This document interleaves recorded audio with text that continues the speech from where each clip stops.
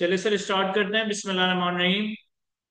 Welcome to another practice session of CAF two tax practices for the upcoming spring 2025 March 2025 attempt. Last practice session में हमने salary के कुछ provisions का एक quick revision देखा था और सैलरी से पर्टेनिंग हमने एक आईकेप के पास पेपर का क्वेश्चन कवर किया था। आज के डिस्कशन में हम इनकम फ्रॉम प्रॉपर्टी के चैप्टर का या इनकम फ्रॉम प्रॉपर्टी के प्रोविजंस का एक क्विक रिवीजन देखेंगे और फिर इनकम फ्रॉम प्रॉपर्टी और सैलरी और इनकम फ्रॉम प्रॉपर्टी से पर्टेनिंग कुछ प्रैक्टिस क्वेश्चन, कुछ पास पेपर के क्वेश्चंस को कवर करने की कोशिश करेंगे। पहले तो हम क्विकली रिकैप करें कि हमने इनकम फ्रॉम प्रॉपर्टी के हेड में क्या टैक्स एप्लीकेशंस कवर की थी या इनकम फ्रॉम प्रॉपर्टी के हेड में किस तरह से टैक्सेशन वर्कआउट की जाती है।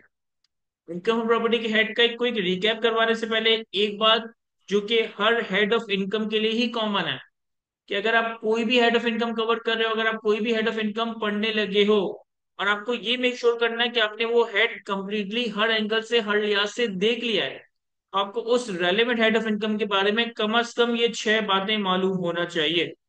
इन छह कॉन्सेप्ट्स की कवरेज की बेसिस पे आप मेक श्योर कर सकते हो कि आपने रेलेवेंट हेड ऑफ इनकम को कंप्लीटली हर एंगल से हर लिहाज से कवर कर लिया है। और वो छह बातें क्या है? Number one, amount chargeable under the head of income, यानी जो भी रेलिवेंट हेड ऑफ इनकम हम कवर करने लगे इस रेलिवेंट हेड में कौन सी अमाउंट, कौन सी इनकम चार्जेबल टैक्स होने वाली है। Number two, basis of chargeability, जो भी रेलिवेंट हेड ऑफ इनकम हम पढ़ने लगे इस हेड ऑफ इनकम की टैक्सेशन किस बेसिस पे होगी, क्या कैश बेसिस पे टैक्सेशन होगी या फिर एक्रूअल बेसिस पे, अर्न बेसिस पे टैक्सेशन होगी। नंबर थ्री, अलाउबल डिडक्शंस, जो भी रेलिवेंट हेड ऑफ इनकम हम कवर करने लगे हैं इस हेड ऑफ इनकम में हमें कौन कौन से एक्सपेंसेस, कौन कौन सी एक्सपेंडिचर्स को माइनस करने की, डिडक्ट करने की इजाजत दी गई है। Number four, treatment of losses, यानी कि अगर हमारे रेलिवेंट हेड ऑफ इनकम में एक्सपेंसेस का नंबर इनकम से ज्यादा आ जाए, अलाउबल डिडक्शंस का नंबर अमाउंट चार्जेबल से ज्यादा आ जाए, तो हमारे पास फिर उस हेड में लॉस अराइज होगा और फिर उस लॉस की क्या ट्रीटमेंट होगी। क्या ये लॉस दूसरे हेड्स की इनकम से एडजस्ट हो सकेगा? क्या ये लॉस सब्सिक्वेंट ईयर्स में कैरी फॉरवर्ड हो सकेगा? क्या ये लॉस हमारा लैप्स हो जाएगा? तो हर हेड ऑफ इनकम की हमने लॉसेस की ट्रीटमेंट कवर करनी है। Number fifth, exemptions of the head, कि जो भी रेलिवेंट हेड ऑफ इनकम हम कवर करने लगे, जो भी रेलिवेंट हेड ऑफ इनकम हम पढ़ने लगे, उन हेड्स ऑफ इनकम में हमारे पास कौन कौन सी इनकम ऐसी है जिसे लॉ मेकर ने एग्जाम डिक्लेयर किया, जिसे लॉ मेकर ने एग्जाम डिक्लेयर किया। And last, Pakistan source income versus foreign source income का क्राइटेरिया, कि हमारे रेलिवेंट हेड ऑफ इनकम में किस वक्त इनकम पाकिस्तान सोर्स इनकम समझी जाएगी या फॉरेन सोर्स इनकम समझी जाएगी। रीजन भी कि इनकम टैक्स ऑर्डिनेंस में जो एक पर्सन की टैक्सेशन है वो दो चीजें पर डिपेंडेंट है। Number one, residential status of a person, and number two, geographical source of income. Number one, residential status of a person, and number two, geographical source of income. अगर tax law में एक person resident है तो resident person की Pakistan source income और foreign source income दोनों ही chargeable tax होगी। लेकिन अगर टैक्स लॉ में एक पर्सन नॉन रेजिडेंट है तो नॉन रेजिडेंट पर्सन की सिर्फ और सिर्फ पाकिस्तान सोर्स इनकम टैक्सेबल होगी, नॉन रेजिडेंट की सिर्फ और सिर्फ पाकिस्तान सोर्स इनकम के ऊपर इनकम टैक्स ऑर्डिनेंस अप्लाई हो रहा होगा। तो इन छह एरियाज या इन छह कॉन्सेप्ट की कवरेज की बेसिस पे मैं किसी भी हेड की कंप्लीटनेस को इंश्योर कर सकता हूं, मैं ये मेक श्योर कर सकता हूं कि वो रेलिवेंट हेड ऑफ इनकम हमने कंप्लीटली हर लिहाज से हर एंगल से कवर कर लिया है। अब हम बात करते हैं इनकम फ्रॉम प्रॉपर्टी के हेड की। अब हम बात करते हैं इनकम फ्रॉम प्रॉपर्टी के हेड की। इनकम फ्रॉम प्रॉपर्टी के हेड में हमारे पास अमाउंट चार्जेबल रेंट का अमाउंट है। इनकम फ्रॉम प्रॉपर्टी के हेड में हमारे पास अमाउंट चार्जेबल रेंट का अमाउंट है। इनकम फ्रॉम प्रॉपर्टी का सेक्शन 15 का सबसेक्शन 1 ये कहता है कि rent received or receivable by a person for a tax year, rent received or receivable by a person for a tax year, other than rent that is exempt from tax, other than rent that is exempt from tax shall be chargeable to tax in that year under the head income from property। तो income tax ordinance के section 15 sub section 1 में दो बातें सीखने को मिलती हैं। एक तो ये कि इनकम फ्रॉम प्रॉपर्टी के हेड में रेंट का अमाउंट चार्जेबल टू टैक्स होगा, एक तो ये कि इनकम फ्रॉम प्रॉपर्टी के हेड में रेंट का अमाउंट चार्जेबल टू टैक्स होगा, और दूसरा ये कि इनकम फ्रॉम प्रॉपर्टी का हेड रिसीव्ड और receivable for a tax year, received और receivable for a tax year, इस बात को इंप्लाई करता है कि ये हेड आपका एक्रूअल बेसिस पे चार्जेबल टू टैक्स होगा, ये हेड आपका अर्न बेसिस पे चार्जेबल टू टैक्स होगा। यानी जिस पीरियड की रेंटल इनकम है, चाहे वो एक्चुअली रिसीव हो चुकी हो, चाहे वो रिसीवेबल हो, जिस पीरियड की रेंटल इनकम है उसी रेलेवेंट पीरियड में, उसी रेलेवेंट टैक्स ईयर में हम इसे चार्जेबल टू टैक्स करवा रहे होंगे। तो अब हमें सेक्शन 15 के सबसेक्शन 1 से एक बात तो ये समझ आए कि इनकम फ्रॉम प्रॉपर्टी के हेड में रेंट का अमाउंट चार्जेबल टू टैक्स होगा। अब सवाल ये क्लियर होता है कि रेंट का क्या मतलब है। देखिए, रेंट की एक तो डिक्शनरी डेफिनेशन है कि हम आम जबान में, हम आम जिंदगी में रेंट किसे कहते हैं। लेकिन जब हम बात करते हैं कानून की, जब हम बात करते हैं टैक्स लॉ की, तो अब हमें टैक्स लॉ की डेफिनेशन देखनी होगी कि टैक्स लॉ ने रेंट को किस तरह से डिफाइन कर रखा है। और इनकम टैक्स ऑर्डिनेंस के सेक्शन 15 सबसेक्शन 2 और सेक्शन 16 में रेंट की डिटेल डेफिनेशन प्रोवाइडेड है। जब लॉ में रेंट की डेफिनेशन प्रोवाइडेड है, तो अब मैं रेंट के वर्ड के लिए, रेंट के लफ्ज के लिए अपनी जनरल अंडरस्टैंडिंग, अपनी कॉमन अंडरस्टैंडिंग, अपनी डिक्शनरी मीनिंग को इस्तेमाल नहीं करूंगा, बल्कि लॉ में जो डेफिनेशन रेंट की प्रोवाइडेड है, इसी डेफिनेशन को कंसिडर कर रहा होगा। इस डेफिनेशन में रेंट को तीन कैटेगरीज या रेंट को तीन कंपोनेंट्स दिए गए। इस डेफिनेशन के हिसाब से रेंट के तीन कंपोनेंट्स हैं। सबसे पहला component, rent means any amount received or receivable by the owner of the land and building as consideration for use or occupation or the right to use or occupy the land and building। पहले component में कहता है कि rent का मतलब है एक ऐसा अमाउंट जो कि लैंड या बिल्डिंग का ओनर, जो कि लैंड या बिल्डिंग का ओनर रिसीव करे या रिसीवल हो as a consideration for the use और ऑक्यूपेशन और the right to use occupy land और बिल्डिंग। यानी कि पहले कंपोनेंट में रेलिवेंट बात यह है कि रेंट एक ऐसी कंसिडरेशन को कहा जा रहा है जो कि एक लैंड या बिल्डिंग का ओनर रिसीव करे, जो कि एक लैंड या बिल्डिंग का ओनर रिसीव करे। अगर आप एक लैंड या बिल्डिंग के ओनर हो और आपको कंसिडरेशन मिल रही है तो ये रेंट है। अगर आप लैंड या बिल्डिंग के ओनर नहीं हो, तो फिर आपको अगर कोई कंसिडरेशन मिल रही है तो वो आपके लिए इनकम और प्रॉपर्टी का रेंट कंसिडर नहीं किया जाएगा। तो पहला इंफेसिस इस बात के ऊपर है कि you must be the owner of the land and building. फिर दूसरा एम्फेसिस है कि ये जो कंसिडरेशन है ना, ये फॉर यूज और ऑक्यूपेशन और राइट टू यूज और occupy the land and building. यानी कि आम हालात में हम प्रैक्टिकली जो रेंटल एग्रीमेंट्स देखते हैं कि हमारे पास कोई प्रॉपर्टी है, हमारे पास कोई फ्लैट है, हमारे पास कोई ऑफिस स्पेस है, हमारे पास कोई फैक्ट्री है, हमारे पास कोई शॉप है। अगर हम किसी को किराए पे दे रहे हैं, तो वो जो किराए पे किसी को इस्तेमाल करने के लिए दे रहे हैं, बदले में जो हमें कंसिडरेशन मिल रही है, ये कंसिडरेशन रेंट का पहला कंपोनेंट बन रही होगी।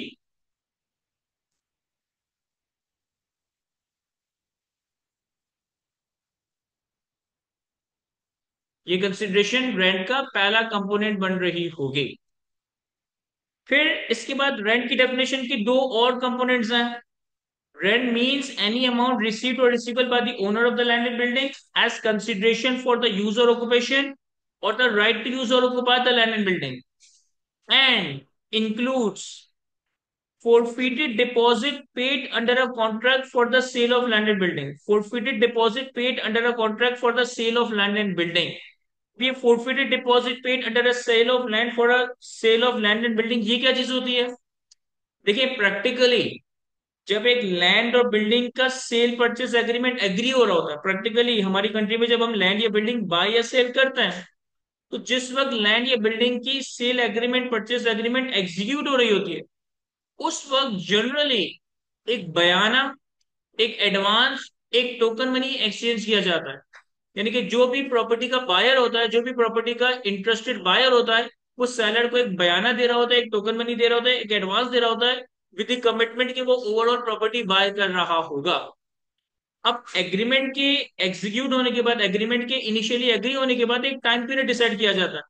जनरली 3 महीने, 6 महीने या उससे आगे पीछे और टाइम हो सकता है। और रिमेनिंग टाइम में बायर की जिम्मेदारी होती है कि वो रिमेनिंग पैसे अरेंज करके सेलर को प्रोवाइड करे, और सेलर की जिम्मेदारी होती है कि वो प्रॉपर्टी का पोजीशन और लीगल टाइटल बायर को ट्रांसफर कर दे। आम हालात में अगर मैं कोई प्रॉपर्टी बाय करता हूं और उस बाय प्रॉपर्टी को बाय करने के लिए आज कोई एडवांस टोकन मनी बयाना देता हूं, सब्सिक्वेंटली प्रॉपर्टी को पूरा बाय कर लेता हूं, रिमेनिंग अमाउंट पे करके प्रॉपर्टी का टाइटल और पोजीशन अपने नाम पे करवा लेता हूं, तो ये डील क्लोज हो गई। लेकिन एट टाइम्स ऐसा भी होता है कि मैंने प्रॉपर्टी को बाय करने के लिए कोई टोकन मनी एडवांस बयाना पे किया और सब्सिक्वेंटली किसी वजह से अपनी कमिटमेंट को पूरा नहीं कर सका, यानी कि सब्सिक्वेंटली अपना रिमेनिंग अमाउंट अरेंज नहीं कर सका। या सब्सिक्वेंटली मैंने डील से बैक ऑफ कर दिया, और इसके नतीजे में जो मैंने एडवांस टोकन मनी बयाना पे किया होता है, वो मेरा एडवांस टोकन मनी बयाना सामने वाला सेलर जब्त कर लेता है। सामने वाला सेलर मेरे एडवांस टोकन मनी बयाने के अमाउंट को फोरफीट कर लेता है। तो ये जो सेलर ने मेरा डिपॉजिट, मेरा एडवांस, मेरा टोकन मनी फोरफीट किया, किसके नतीजे में? किसी लैंड या बिल्डिंग के सेल कॉन्ट्रैक्ट के नतीजे में। तो इस फोरफिटेड डिपॉजिट को भी हम इनकम टैक्स ऑर्डिनेंस में इनकम फ्रॉम प्रॉपर्टी का रेंट कंसिडर करेंगे। इस फोरफिटेड डिपॉजिट को भी हम इनकम फ्रॉम प्रॉपर्टी के हेड में रेंट की डेफिनेशन का पार्ट बना रहे होंगे। और तीसरा कंपोनेंट है treated rent under section 16, that is non-adjustable amount received in relation to a building. Treated rent under section 16, that is non-adjustable amount received in relation to a building. अब इस एक जुमले के अंदर एक अच्छी खासी कहानी, एक अच्छी खासी टैक्स इम्प्लीकेशन छुपी हुई है, जो कि हम इस डायग्राम के थ्रू समझने की कोशिश करेंगे कि ये ट्रीटेड रेंट अंडर सेक्शन 16 है क्या। देखें, आम हालात में जब हम किसी प्रॉपर्टी का रेंटल एग्रीमेंट कर रहे होते हैं, तो प्रॉपर्टी को बाय या सेल करने के लिए कोई रेंट कॉन्ट्रैक्ट वगैरह कर रहे होते हैं, तो एक तो हमारा पीरियोडिक रेंट होता है। जो हमारा पीरियोडिक रेंट है, जो हमें मंथली बेसिस पे, क्वार्टरली बेसिस पे, सेमी एनुअली बेसिस पे पे करना है, वो तो रेंट है as per the first component of the definition of rent, कि लैंड और बिल्डिंग का ओनर जो अमाउंट रिसीव करता है as a consideration against the use and occupation of land and building, इससे हमने रेंट का नाम दिया था। लेकिन प्रैक्टिकली स्पीकिंग, आपके पीरियोडिक रेंट के अलावा एक लमसम अमाउंट रेंट और एक लमसम अमाउंट लैंड और बिल्डिंग के रेंट एग्रीमेंट में एंटर होते वक्त इनिशियली भी पे की जाती है। एक तो पीरियोडिक रेंट है, जो कि हर महीने, हर क्वार्टर, हर सेमी एनुअल पीरियड के बाद देना ही देना है। इसके अलावा जनरली एक लमसम अमाउंट भी रेंट एग्रीमेंट के डे वन पे, यानी कि जिस वक्त रेंट एग्रीमेंट एग्जीक्यूट हो रहा है, डे वन पे किया जा रहा होता है। इस अमाउंट को हम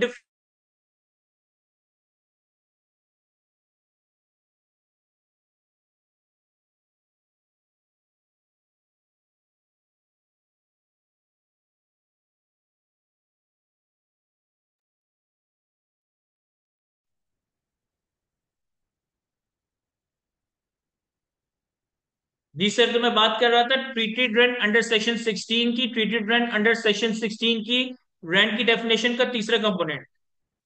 देखिए, आम हालात में जब एक लैंडलॉर्ड और एक टेनेंट, एक लैंडलॉर्ड और एक टेनेंट, एक मालिक, मालिक और एक किराएदार किसी रेंट एग्रीमेंट में एंटर होते हैं, तो इनके दरमियान एक पीरियोडिक रेंट डिसाइड किया जाता है। इनके दरमियान एक मंथली, क्वार्टरली, सेमी एनुअली, इस तरह का कोई ना कोई पीरियोडिक रेंट डिसाइड किया जा रहा होता है। तो लैंडलॉर्ड और टेनेंट के दरमियान जो पीरियोडिक रेंट है, मंथली बेसिस पे, रेगुलर बेसिस पे, ये तो हमारे रेंट की डेफिनेशन का, ये तो हमारे रेंट की डेफिनेशन का पहला कंपोनेंट है, इसे हम रेंट कंसिडर करेंगे। ट्रीटेड रेंट अंडर सेक्शन 16 क्या है? जनरली जब आप किसी प्रॉपर्टी के रेंट एग्रीमेंट में एंटर होते हो, तो पीरियोडिक रेंट के अलावा रेंट एग्रीमेंट की स्टार्ट पे, रेंट एग्रीमेंट की इनिशिएशन पे कोई लमसम अमाउंट भी पे करते हो अपने मालिक मकान को, अपने लैंडलॉर्ड को। और इस लमसम अमाउंट के डिफरेंट तरह के नाम हो सकते हैं, इस लमसम अमाउंट के डिफरेंट तरह के कैरेक्टरिस्टिक्स, डिफरेंट तरह के नेचर हो सकते हैं। हो सकता है कि ये जो डे वन पे लमसम अमाउंट, डे वन पे इनिशियल अमाउंट दिया जा रहा है, ये कोई सिक्योरिटी डिपॉजिट का अमाउंट हो, ये कोई साइनिंग अमाउंट हो, ये कोई गुडविल का, पगड़ी का अमाउंट हो। सेक्शन 16 में हमें ये बताया गया है कि अगर रेंट एग्रीमेंट में एंटर होते वक्त कोई इनिशियली लमसम अमाउंट पे किया गया है, तो इसकी टैक्सेशन किस तरह से वर्कआउट होगी, इसको किस तरह से अकाउंट फॉर किया जा रहा होगा। सबसे पहले आपने ये देखना है कि rent agreement of land and building के नतीजे में जो इनिशियली लमसम अमाउंट दिया जा रहा है, क्या ये इन रिलेशन टू बिल्डिंग है या इन रिलेशन टू लैंड है। यानी कि अंडरलाइंग प्रॉपर्टी जो हमने लैंड पे ली या दी है, क्या वो बिल्डिंग है या वो लैंड है, प्लॉट ऑफ लैंड है।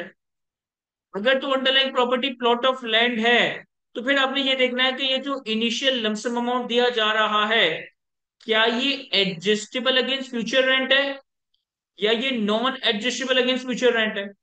क्या ये एडजस्टेबल अगेंस्ट फ्यूचर रेंट है, क्या ये non adjustable against future rent है। सर क्या मतलब हुआ adjustable against future rent? Adjustable against future rent का मतलब है कि ये कोई एडवांस रेंट का अमाउंट है। ये कोई एडवांस रेंट का अमाउंट है कि आपने 1 साल का, 2 साल का, 5 साल का, 10 साल का एडवांस में रेंट दे दिया, यानी कि वो आने वाले वक्तों में रेंट से एडजस्ट हो रहा होगा। अगर तो अंडरलाइंग प्रॉपर्टी लैंड है और इसके अगेंस्ट कोई एडजस्टेबल अगेंस्ट फ्यूचर रेंट, कोई एडवांस रेंट दिया जा रहा है, इस केस में हम कोई सेपरेट टैक्स इम्प्लीकेशन नहीं करेंगे, इस केस में हम कोई यूनिक काम नहीं करेंगे, क्योंकि हम पहले ही कवर करके आ चुके हैं कि रेंटल इनकम आपकी एक्रूअल बेसिस पे चार्जेबल टैक्स होगी। जिस पीरियड में लैंडलॉर्ड की रेंटल इनकम अर्न होगी, जिस पीरियड में लैंडलॉर्ड की रेंटल इनकम एग्रू होगी, उस पीरियड में इस एडवांस रेंट को, इस एडजस्टेबल अगेंस्ट फ्यूचर रेंट को हम नॉर्मली चार्जेबल टैक्स करवाएंगे। यहाँ पे हमें कोई सेपरेट, कोई यूनिक काम करने की जरूरत नहीं।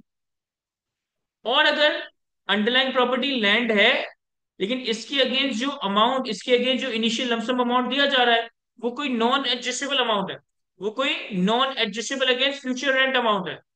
अब नॉन एडजस्टेबल के केस में ये कोई सिक्योरिटी डिपॉजिट हो सकता है, ये कोई गुडविल हो सकता है, ये कोई पगड़ी हो सकता है, ये कोई साइनिंग अमाउंट हो सकता है। अगर तो अंडरलाइंग प्रॉपर्टी लैंड है और मिलने वाला अमाउंट नॉन एडजस्टेबल है, सर इस केस में भी कोई टैक्स इम्प्लीकेशन अराइज नहीं होगी, इस केस में भी हम कोई टैक्स इम्प्लीकेशन वर्कआउट नहीं कर रहे होंगे। रीजन भी कि लैंड के नतीजे में मिलने वाला ये लमसम अमाउंट, लैंड के अगेंस्ट मिलने वाला ये नॉन एडजस्टेबल अमाउंट एक ऐसी कैपिटल रिसिट है, एक ऐसी कैपिटल रिसिट है जिसकी टैक्सेशन हमारे लॉ में प्रोवाइडेड नहीं है। हम तो ये बात पहले ही जानते हैं कि हमारा कानून काम किस तरह से करता है, कि रेवेन्यू नेचर की रिसिप्ट हमेशा टैक्सेबल होती है अनलेस के लॉ मेकर उसकी एग्जम्पशन प्रोवाइड करें, और कैपिटल रिसिप्ट हमेशा टैक्सेबल नहीं होती अनलेस के लॉ मेकर स्पेसिफिकली उनकी टैक्सेशन प्रोवाइड करे। अगर तो अंडरलाइन प्रॉपर्टी लैंड है और लैंड के अगेंस्ट कोई नॉन एडजस्टेबल अमाउंट है, इस केस में हमें कोई टैक्सेशन नहीं करनी। रीजन बीइंग कि इस कैपिटल रिसिप्ट की कोई टैक्सेशन लॉ में प्रोवाइडेड नहीं है। अगर रेंट एग्रीमेंट किसी बिल्डिंग का हो रहा है और बिल्डिंग के नतीजे में कोई नॉन एडजस्टेबल अमाउंट दिया जा रहा है, बिल्डिंग के नतीजे में कोई लमसम अमाउंट दिया जा रहा है, तो अगेन बिल्डिंग के केस में भी आप ये देखोगे कि क्या ये अमाउंट नॉन एडजस्टेबल है, क्या ये अमाउंट एडजस्टेबल है। यानी बिल्डिंग के नतीजे में जो लमसम अमाउंट दिया गया, क्या ये एडवांस रेंट है। अगर बिल्डिंग के नतीजे में भी lump sum amount in the form of advance rent दिया जा रहा है, एडजस्टेबल अगेंस्ट फ्यूचर रेंट दिया जा रहा है, अगेन कोई सेपरेट काम नहीं करना। रीजन बीइंग के रेंट इनकम एक्रूअल बेसिस पे टैक्स होगी। जिस वक्त वो रेंटल इनकम एक्रू होगी, जिस वक्त वो रेंटल इनकम अर्न होगी, उसी टैक्स ईयर में इसे हम टैक्स करवा रहे होंगे।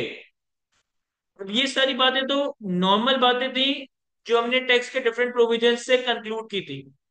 जो ट्रीटेड रेंट अंडर सेक्शन 16 का कॉन्सेप्ट है, वो यहां से स्टार्ट हो रहा है, वो यहां से स्टार्ट हो रहा है। सेक्शन 16 ये कहता है कि अगर एक बिल्डिंग का रेंट एग्रीमेंट हो रहा है और बिल्डिंग के रेंट एग्रीमेंट के स्टार्ट में कोई लमसम अमाउंट दिया जा रहा है और वो लमसम अमाउंट नॉन एडजस्टेबल है, तो फिर आपने ये देखना है कि ये जो नॉन एडजस्टेबल अमाउंट है, क्या ये रिफंडेबल है या नॉन रिफंडेबल है, क्या ये रिफंडेबल है या नॉन रिफंडेबल है। फॉर एग्जाम्पल, हम प्रैक्टिकली जो सिक्योरिटी डिपॉजिट का अमाउंट देते हैं अपने टेनेंट, अपने लैंडलॉर्ड को, जब हम कोई प्रॉपर्टी रेंट पे लेते हैं तो हम लैंडलॉर्ड को एक सिक्योरिटी डिपॉजिट का अमाउंट देते हैं और वो ऐसा सिक्योरिटी दिया जाता है, यानी कि जब भी रेंट एग्रीमेंट कंप्लीट हो जाएगा हमें सिक्योरिटी डिपॉजिट के पैसे वापस मिल जाएंगे। तो ये सिक्योरिटी डिपॉजिट का अमाउंट एक ऐसा अमाउंट है जो कि इनिशियली लमसम पे किया जाता है as a non adjustable amount, लेकिन ये रिफंडेबल नेचर का होता है। इसी तरीके से हो सकता है कि non adjustable amount non refundable nature का हो। अब नॉन रिफंडेबल नेचर का इनिशियल अमाउंट हमने शायद प्रैक्टिकली ना देखा हो, लेकिन इसकी एग्जाम्पल क्या हो सकती है। सर इसकी एग्जाम्पल गुडविल का अमाउंट हो सकता है, इसकी एग्जाम्पल पगड़ी का अमाउंट हो सकता है, इसकी एग्जाम्पल साइनिंग अमाउंट हो सकता है।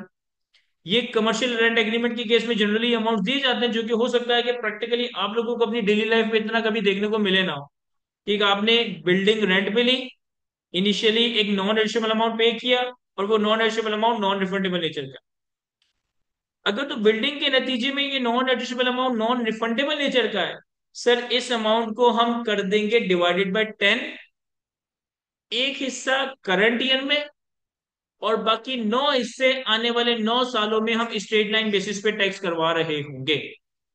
जो भी non adjustable non refundable amount building के अगेंस्ट दिया जाएगा, इसे हम डिवाइडेड बाय 10, 10 हिस्से कर कर, एक हिस्सा करंट ईयर में, बाकी 9 हिस्से आने वाले 9 सालों में स्ट्रेट लाइन बेसिस पे टैक्स करवा रहे होंगे। इस अमाउंट को हमें नंबर ऑफ डेज पे प्रोपोर्शनेट करने की जरूरत नहीं है, यानी तुम साल के पहले दिन अमाउंट रिसीव करो, साल के दरमियान में रिसीव करो, या साल के आखिर दिन रिसीव करो। जिस साल में तुम ये non adjustable non refundable building के अगेंस्ट अमाउंट रिसीव करोगे, उस साल इसे डिवाइडेड बाय 10 करके, एक हिस्सा करंट ईयर में बाकी 9 इससे आने वाले 9 सालों में स्ट्रेट लाइन बेसिस पे टैक्स करवा दोगे। इन केस के रेंट एग्रीमेंट है बिल्डिंग का और कोई नॉन एडजस्टेबल अमाउंट है और ये नॉन एडजस्टेबल अमाउंट रिफंडेबल है, सर इस रिफंडेबल अमाउंट को भी हम डिवाइडेड बाय 10 करेंगे। एक हिस्सा करंट ईयर में, बाकी 9 हिस्से आने वाले 9 सालों में चार्जेबल टैक्स करवाना शुरू कर देंगे। यानी कि अगर फॉर एग्जाम्पल 100 रुपए का अमाउंट है तो 100 रुपए के अमाउंट को मैं करूंगा डिवाइडेड बाय 10। 10 रुपए करंट ईयर में, 10 रुपए अगले साल, 10 रुपए तीसरे साल, और इस तरीके से टैक्सेशन स्टार्ट कर दूंगा।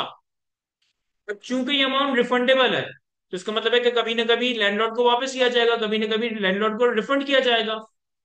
अगर तो ये अमाउंट लैंडलॉर्ड को 10 साल के बाद रिफंड किया जाता अगर तो ये अमाउंट लैंडलॉर्ड को 10 साल के बाद रिफंड किया जाता है, सर आपने इस अमाउंट को 10 सालों तक टैक्स करवाना है। 10 सालों के बाद कोई फर्दर टैक्सेशन अराइज नहीं होगी।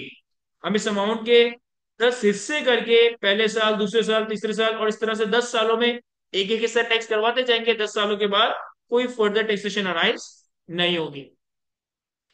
इन केस की अमाउंट रिफंडेबल है और आप उसे 10 सालों से पहले रिफंड कर देते हो, 10 सालों की एक्सपायरी से पहले रिफंड कर देते हो, तो सर जिस साल आपने ये अमाउंट रिफंड किया उस साल आप इसकी टैक्सेशन को रोक दोगे। जिस साल आपने ये अमाउंट लैंडलॉर्ड को वापस करा उस साल आप इसकी फर्दर टैक्सेशन को रोक दोगे। फॉर एग्जाम्पल कि मैंने ईयर 1 में एक बिल्डिंग रेंट पे दी और बिल्डिंग के against non adjustable refundable amount receive किया, तो जो भी अमाउंट है इसे डिवाइडेड बाय 10 करूंगा। पहले साल, दूसरे साल, तीसरे साल टैक्सेशन स्टार्ट कर दूंगा। लेट्स से कि मैंने 7वें साल में, छठे साल में, चौथे साल में ये अमाउंट रिफंड कर दिया, तो अब जिस साल मैंने ये अमाउंट रिफंड कर दिया उस साल कोई टैक्सेशन नहीं होगी, उस साल और आने वाले सालों में कोई फर्दर टैक्सेशन अराइज नहीं हो रही होगी। फिर इसी में यहाँ पे एक कॉन्सेप्ट और कंटिन्यू हो रहा है कि अगर एक बिल्डिंग के रेंट एग्रीमेंट के नतीजे में कोई नॉन एडजस्टेबल अमाउंट रिसीव किया जा रहा है और वो non adjustable amount refundable nature का है और वो रिफंडेबल नेचर का नॉन एडजस्टेबल अमाउंट 10 सालों की एक्सपायरी से पहले रिफंड किया जा रहा है, तो 10 सालों की एक्सपायरी से पहले अगर रिफंड किया जा रहा है तो कोई फर्दर टैक्सेशन नहीं होगी, ये तो हमने कवर कर लिया। लेकिन व्हाट इफ कि जिस साल आपने ये अमाउंट अपने पुराने टेनेंट को रिफंड किया उसी साल एक नया टेनेंट आ जाए, उसी साल एक नया किराएदार आ जाए और वो नया किराएदार भी आपको कोई सब्सिक्वेंट अमाउंट पे करे, आपको कोई सिमिलर नेचर का सब्सिक्वेंट अमाउंट पे करे। अब यहाँ पे लॉ मेकर ये कहता है, अब यहाँ पे टैक्स का कानून ये कहता है कि नए किराएदार के मिलने वाले इस लमसम अमाउंट में से आप माइनस कर दें पुराने वाले किराएदार का वो अमाउंट जो ऑलरेडी टैक्स हो चुका। नए किराएदार की अमाउंट में से आप माइनस कर दें पुराने वाले किराएदार का वो अमाउंट जो टैक्स हो चुका, और जो भी डिफरेंशियल आ रहा है इसे आने वाले 10 सालों में टैक्स करवा रहे होंगे। यानी कि नए टेनेंट की अमाउंट में से मैंने पुराने वाले टेनेंट की ऑलरेडी टैक्स अमाउंट को माइनस किया, जो भी डिफरेंशियल होगा उसे डिवाइडेड बाय 10 यानी कि इसके 10 टुकड़े कर दूंगा और अब इस 10 टुकड़ों को आने वाले 10 सालों में टैक्स करवा रहा होगा। सर पुराने टेनेंट का कितना अमाउंट टैक्स हो चुका है ये कैसे कैलकुलेट करेंगे? सर आप पुराने टेनेंट की अमाउंट को कर दें डिवाइडेड बाय 10, तो एक साल का टैक्सेबल अमाउंट आ जाएगा। और पुराने टेनेंट का जितना अमाउंट आपने होल्ड कर रखा था, यानी जितने सालों तक आपने होल्ड कर रखा था, उसे नंबर ऑफ टैक्स ईयर से मल्टीप्लाई करते हैं तो पुराने वाले टेनेंट का वो अमाउंट आ जाएगा जो कि टैक्स हो चुका। नए टेनेंट की अमाउंट में से पुराने वाले टेनेंट की ऑलरेडी टैक्स अमाउंट माइनस की, जो भी डिफरेंशियल आएगा इसे रिमेनिंग 10 सालों में चार्जेबल टैक्स करवा रहे हैं। ये हमारे पास इनकम फ्रॉम प्रॉपर्टी के रेंट की डेफिनेशन थी। पहला कंपोनेंट कंसिडरेशन फॉर यूज और ऑक्यूपेशन और राइट टू यूज और occupy land and building received और receivable by the owner of the land and building. दूसरा component forfeited deposit paid under a contract for the sale of land and building। और तीसरा component treated rent under section 16 that is non adjustable amount, it can be refundable, it can be non refundable, non adjustable amount received in relation to a rent agreement of a building। अब ये rent के तीन components तो हर हाल में income from property में tax होंगे ही। इसके बाद हमने इनकम फ्रॉम प्रॉपर्टी में कुछ एक्सपेंसेस, कुछ अलाउबल डिडक्शंस कवर की थी कि इनकम फ्रॉम प्रॉपर्टी कैलकुलेट करते वक्त हमें कौन कौन से एक्सपेंसेस, कौन कौन सी डिडक्शंस को माइनस करने की इजाजत दी गई है। कोई 8-9 एक्सपेंसेस है जिसे हम इनकम फ्रॉम प्रॉपर्टी कैलकुलेट करते वक्त माइनस करेंगे। सबसे पहला है रिपेयर अलाउंस। याद रखिएगा कि रिपेयर अलाउंस आपको सिर्फ बिल्डिंग के रेंट के अगेंस्ट मिलेगा, लैंड के रेंट के अगेंस्ट नहीं। आपको सिर्फ बिल्डिंग के अगेंस्ट रिपेयर अलाउंस मिलेगा, लैंड के रेंट के अगेंस्ट नहीं मिल रहा होगा। और रिपेयर अलाउंस का अमाउंट हम कैलकुलेट कैसे करेंगे कि जो भी हमारे पास रेंट ऑफ बिल्डिंग होगा, जो भी हमारे पास रेंट ऑफ बिल्डिंग होगा इसका 1/5, जो भी हमारे पास रेंट ऑफ बिल्डिंग होगा इसका 1/5। सर जब मैं बात करता हूँ रेंट की, तो रेंट में वही तीन चीजें आ जाती है जो मैंने थोड़ी देर पहले कवर की। कंसिडरेशन फॉर यूज और occupation, forfeited deposit and treated rent under section 16। तो जो भी बिल्डिंग से मिलने वाला रेंट होगा, और रेंट में ये तीनों बातें हैं, इस बिल्डिंग से मिलने वाले रेंट का 1/5 अमाउंट हम as a repair allowance claim कर रहे होंगे। इंपॉर्टेंट बात यह है कि ये रिपेयर अलाउंस सिर्फ बिल्डिंग के अगेंस्ट मिलेगा। इंपॉर्टेंट बात यह है कि ये एक स्टैट्यूटरी अलाउंस है। आप एक्चुअल में बिल्डिंग की रिपेयर एंड मेंटेनेंस पे खर्चा करो या ना करो, ज्यादा करो या कम करो, इन सारी बातों से कोई फर्क ही नहीं पड़ता। अगर आपके पास इनकम फ्रॉम प्रॉपर्टी में बिल्डिंग का रेंट आ रहा है, तो बिल्डिंग के रेंट के अगेंस्ट 1/5 हम as a repair allowance claim कर रहे हैं। फिर सेकंड डिडक्शन है हमारे पास इंश्योरेंस की। इंश्योरेंस के केस में भी इंपॉर्टेंट बात याद रखने वाली ये है कि ये डिडक्शन सिर्फ बिल्डिंग की केस में अलाउ होगी। यानी कि आप बिल्डिंग को रेंट आउट करके बिल्डिंग से कोई रेंटल इनकम जनरेट कर रहे हो, और आप उस बिल्डिंग की इंश्योरेंस करवा रहे हो risk of damage and destruction के अगेंस्ट, तो जो भी आपने इंश्योरेंस प्रीमियम का खर्चा किया है, जो भी आपने इंश्योरेंस प्रीमियम इनकर की है, इस इंश्योरेंस को हम एज अ एक्सपेंस, इस इंश्योरेंस को हम एज अ डिडक्शन क्लेम कर रहे होंगे। तीसरा है हमारे पास government dues and taxes. Law में अगर ये कहता है कि अगर आप अपनी प्रॉपर्टी के हवाले से, अगर आप अपनी प्रॉपर्टी के हवाले से, अब यहाँ पे प्रॉपर्टी लैंड भी हो सकती है, बिल्डिंग भी हो सकती है, अगर आप अपनी प्रॉपर्टी के हवाले से कोई भी गवर्नमेंट ड्यूज एंड टैक्सेस पे करते हो, कोई भी गवर्नमेंट ड्यूज एंड टैक्सेस इनकर करते हो, तो सर इस गवर्नमेंट ड्यूज एंड टैक्सेस को हम एज अ एक्सपेंस, हम as a allowable deduction claim कर सकते हैं, सिवाय इनकम टैक्स के। यानी कि अगर हमने अपनी प्रॉपर्टी पे कोई इनकम टैक्स पे किया तो इसे हम एक्सपेंस के तौर पे क्लेम नहीं करेंगे, लेकिन इनकम टैक्स के अलावा कोई भी हमने लोकल टैक्स, ड्यूटीज या कोई और चीज पे की, इससे हम एज अ एक्सपेंस क्लेम करेंगे। सर इनकम टैक्स अगर हमने पे किया तो उसे हम एज एक्सपेंस क्लेम क्यों नहीं करते? क्योंकि हम इसे as a withholding tax minus कर रहे हैं। जब हम अपनी टैक्स रिटर्न बनाते हैं, तो टैक्स रिटर्न में जो सबसे लास्ट में टैक्स लायबिलिटी से आप विदहोल्डिंग टैक्सेस माइनस करते हो, तो इनकम टैक्स को आप as a withholding tax claim करोगे, एज अ एक्सपेंस क्लेम नहीं करोगे। इनकम टैक्स के अलावा अगर आपने प्रॉपर्टी से पर्टेनिंग कोई भी ड्यूज एंड टैक्सेस पे किए, कोई लेवी पे की, कोई चार्ज पे किया, कोई सेस का अमाउंट पे किया, इसे हम एज अ एक्सपेंस क्लेम कर रहे होंगे। कि स्टूडेंट ने सवाल पूछा कि सर फोरफिटेड डिपॉजिट पर ये 1/5 ऑफ रिपेयर अलाउंस की परसेंटेज अप्लाई होगी। The answer is yes. The answer is yes. यानी कि अगर मेरे पास एक बिल्डिंग है, मैं इस बिल्डिंग को बेचने का एग्रीमेंट करता हूँ, और कोई टोकन मनी बयाना डिपॉजिट रिसीव करता हूँ, कल को वो बायर अपनी कमिटमेंट से पीछे हट जाए, कल को वो बायर प्रॉपर्टी को बाय ना करे, तो मेरे पास जो फोरफिटेड डिपॉजिट है ये मेरे पास रेंट कंसिडर होगा, ये मेरे पास इनकम फ्रॉम प्रॉपर्टी में टैक्स होगा। तो चूंकि ये डिपॉजिट बिल्डिंग के अगेंस्ट आया, चूंकि ये रेंट बन जाएगा एज पर द लॉ, इस रेंट के अमाउंट के अगेंस्ट भी मैं 1/5 का रिपेयर अलाउंस क्लेम करूंगा, 1/5 का repair allowance as a expense consider कर रहा हूंगा। फिर हमारे पास अगली डिडक्शन है ग्राउंड रेंट की। अब ग्राउंड रेंट बेसिकली हम पाकिस्तान की अगर बात करें,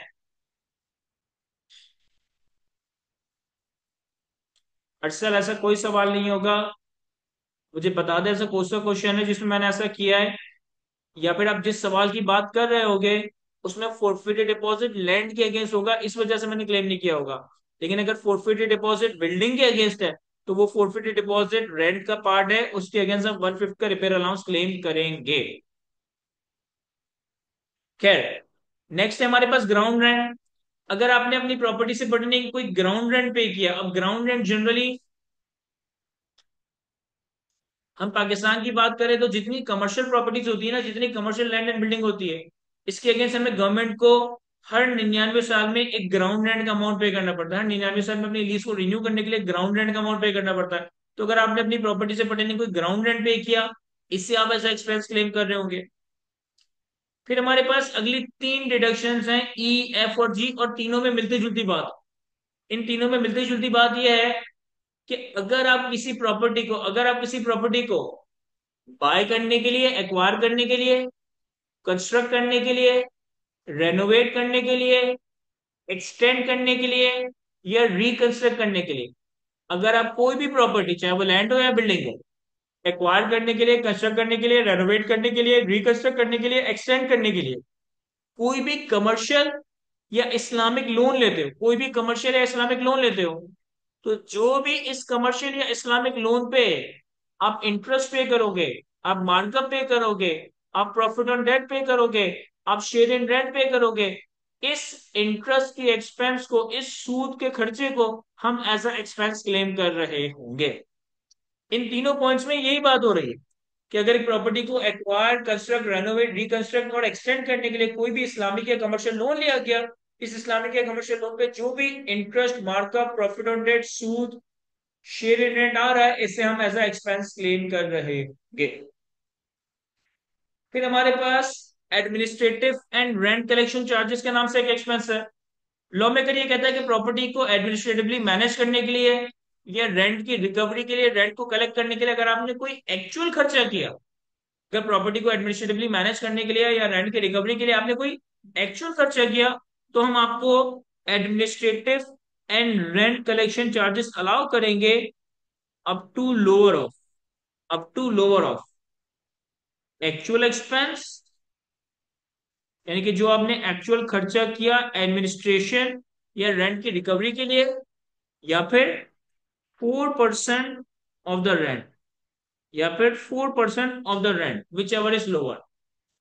देखिए, रिपेयर अलाउंस के केस में मैंने आपको बताया कि आप एक्चुअली रिपेयर एंड मेंटेनेंस पे खर्चा करो या ना करो, रेंट का 1/5 एज अ रिपेयर अलाउंस हर हाल में क्लेम करोगे। लेकिन एडमिनिस्ट्रेटिव एंड कलेक्शन चार्जेस में मैं कुछ और कह रहा हूँ। एडमिनिस्ट्रेटिव एंड कलेक्शन चार्जेस में कह रहा हूँ कि अगर आपने एक्चुअली एडमिनिस्ट्रेशन और रेंट कलेक्शन पे खर्चा किया तो ये एक्सपेंस क्लेम होगा। अगर एक्चुअली खर्चा नहीं किया तो फिर हम क्लेम नहीं करेंगे। अगर एक्चुअली हमने रेंट या एडमिनिस्ट्रेटिव या रेंट कलेक्शन चार्जेस पे खर्चा किया, तो हम इस एक्सपेंस को क्लेम करेंगे लोअर ऑफ जो भी हमारा एक्चुअल खर्चा है, या जो भी हमारे रेंट का अमाउंट का 4%।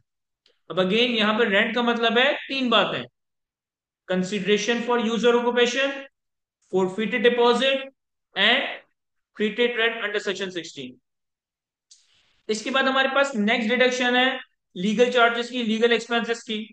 लॉ मेकर ये कहता है कि अगर प्रॉपर्टी के टाइटल को डिफेंड करने के लिए या प्रॉपर्टी से रिलेटेड कोई भी मैटर आपका कोर्ट में चल रहा है, तो जो भी आप लीगल कॉस्ट इनकर करोगे, जो भी आप लीगल चार्जेस इनकर करोगे, इसे आप एज अ एक्सपेंस क्लेम कर सकते हो, इसे आप एज अ एक्सपेंस क्लेम कर सकते हो। और फिर लास्ट है हमारे पास अनरिकवरेबल रेंट या बैड डेट। अनरिकवर रेंट या बेड रेंट, यानी कि एक रेंट जो कि आपका एक्रू हुआ, अर्न हुआ, रिकवर करना था, लेकिन एक्चुअली वो रिकवर नहीं हुआ, एक्चुअली वो बेड रेंट बन गया, तो इसे भी हम क्लेम कर सकते हैं एज अ एक्सपेंस, लेकिन subject to some condition, subject to 5 conditions. और वो 5 कंडीशंस क्या है कि आपका टेनेंसी एग्रीमेंट बोनाफाइड यानी कि जेन्युइन होना चाहिए, फेक नहीं होना चाहिए। आपने डिफॉल्टिंग टेनेंट को अपनी प्रॉपर्टी से खाली करवा दिया हो, या प्रॉपर्टी से खाली करने की, वेकेट करने की पूरी कोशिश कर रखी हो। आपने उस डिफॉल्टिंग टेनेंट को अपनी कोई और प्रॉपर्टी रेंट पे ना दी हो। आपने उस डिफॉल्टिंग टेनेंट से रेंट रिकवर करने की पूरी कोशिश की हो, या आपको मालूम हो कि सामने वाला बैंकरप्ट हो चुका है। और जिस अनपेड रेंट, जिस अनरिकवरेबल रेंट को आप डिडक्शन के तौर पे क्लेम करना चाह रहे हो, इससे पिछले सालों में आपने चार्जेबल टू टैक्स बनाया हो, इसके ऊपर टैक्स पे किया हो। जब ये पांचों कंडीशंस पूरी होंगी, जब ये पांचों कंडीशंस पूरी होगी, तो हम अनरिकवरेबल रेंट की डिडक्शन क्लेम करेंगे, हम अनरिकवरेबल रेंट को एज अ एक्सपेंस क्लेम कर रहे होंगे। नंबर वन, हमारा टेनेंसी एग्रीमेंट जेन्युइन होना चाहिए, बोनाफाइड होना चाहिए, फेक नहीं होना चाहिए। हमने डिफॉल्टिंग टेनेंट को अपनी प्रॉपर्टी से वेकेट यानी कि खाली करवा दिया, या एटलीस्ट पूरी कोशिश की हो प्रॉपर्टी से वेकेट करने के लिए। वो जो डिफॉल्टिंग टेनेंट है उसे हमने कोई और प्रॉपर्टी रेंट पे ना दी हो। उस डिफॉल्टिंग टेनेंट से हमने रेंट रिकवर करने की पूरी कोशिश की हो। और जो भी अनपेड रेंट है, इसे पिछले सालों में मैंने चार्जेबल टू टैक्स बनाया हो। यहां पर लॉ मेकर एक बात ये भी कहता है कि अगर कोई रेंट अनरिकवरेबल है और ये पांचों कंडीशंस पूरी हो जाती है, तो आप उसे एक्स्ट्रा एक्सपेंस, आप उसे ऐसा डिडक्शन अपनी इनकम से माइनस कर दोगे। लेकिन सब्सिक्वेंटली आगे जाकर आने वाले सालों में आप वो अनरिकवरेबल रेंट एक्चुअली रिकवर कर जाते हो। आपने वो अनरिकवरेबल रेंट किसी तरीके से एक्चुअली रिकवर कर लिया, तो फिर जिस साल इसे रिकवर करोगे उस साल इस अमाउंट को इनकम फ्रॉम प्रॉपर्टी में चार्जेबल टू टैक्स बना दोगे, उस साल इस अमाउंट को इनकम फ्रॉम प्रॉपर्टी में चार्जेबल टू टैक्स बना दोगे। और एक और रेलेवेंट बात है यहाँ पे कि इनकम फ्रॉम प्रॉपर्टी का हेड हमारा एक्रूअल बेसिस।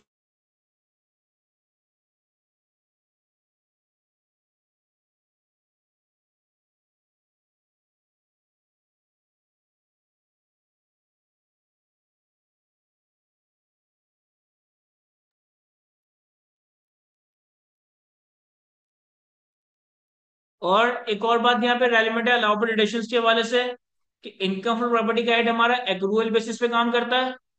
यानी कि हमने जिस साल खर्चा किया, जिस साल खर्चा इंकर किया, उस साल हम इसको एज एक्सपेंस क्लेम कर सकते हैं, इररिस्पेक्टिव कि हमने उस खर्चे की पेमेंट की है या नहीं की है।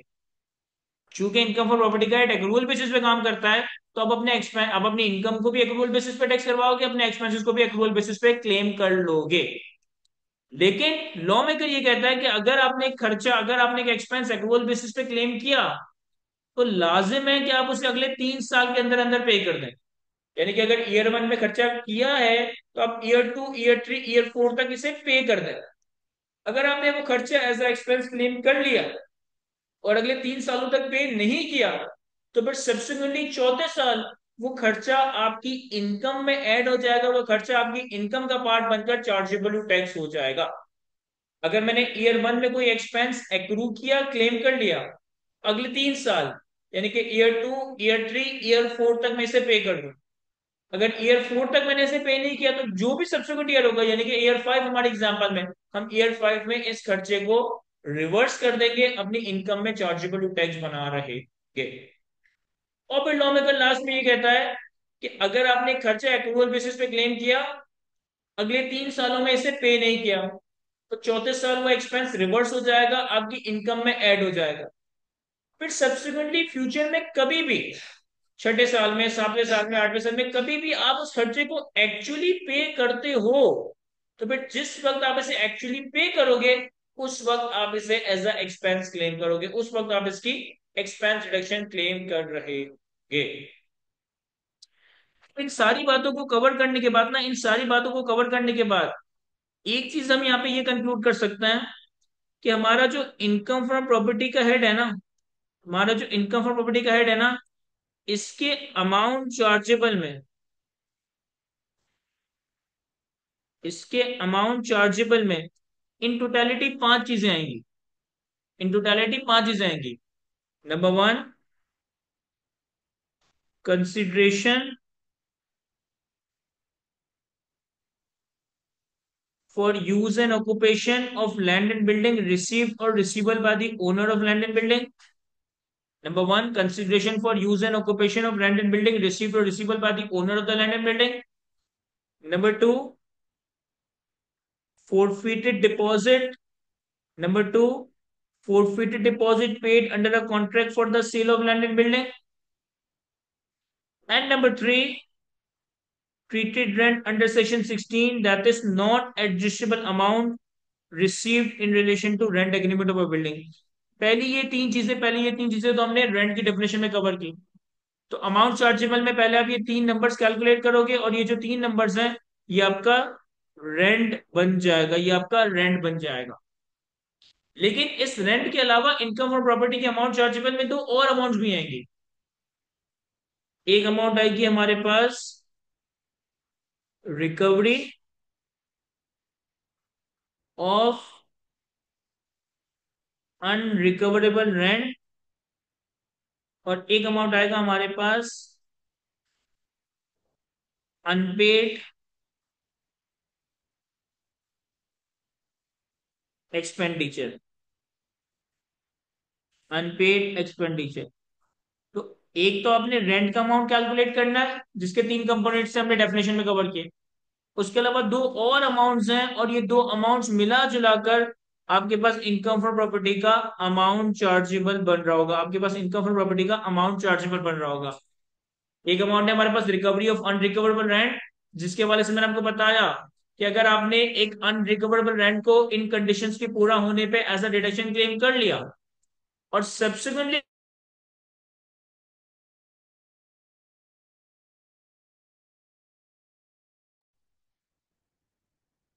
और एक अमाउंट मैंने आपको बताया कि अगर आपने एक एक्सपेंस एक्रूअल बेसिस पे क्लेम किया, अगले 3 सालों के अंदर अंदर पे नहीं किया, तो सब्सिक्वेंट ईयर चौथे साल में वो एक्सपेंस रिवर्स हो जाएगा। रिवर्स होने का मतलब है कि वो एक्सपेंस आपकी इनकम का पार्ट बन जाएगा, तो ये अनपेड एक्सपेंडिचर भी आपकी इनकम फ्रॉम प्रॉपर्टी का अमाउंट चार्जेबल बनेगा। इनकम फ्रॉम प्रॉपर्टी के अमाउंट चार्जेबल में ये 5 चीजें आएंगी। 3 रेंट की डेफिनेशन के कंपोनेंट्स, और 2 एडिशनल अमाउंट्स, एक रिकवरी ऑफ बैड डेट या रिकवरी ऑफ अनरिकवरेबल रेंट, और एक unpaid expenditure that is outstanding for more than 3 years.